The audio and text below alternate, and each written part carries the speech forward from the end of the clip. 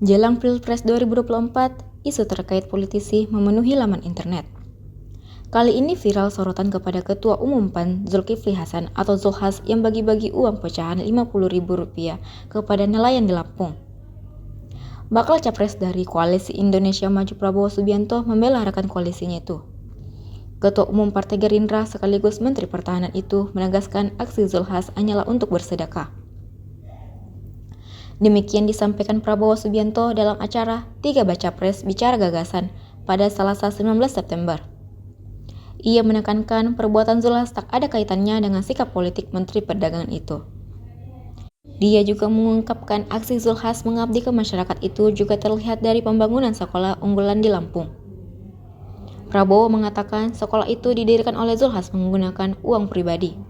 Ia menambahkan Zulhas saat ini sedang tidak menyasar jabatan tertentu di pemilu 2024. Dengan demikian, Prabowo enggan mengaitkan aksi Zulhas dengan politik uang.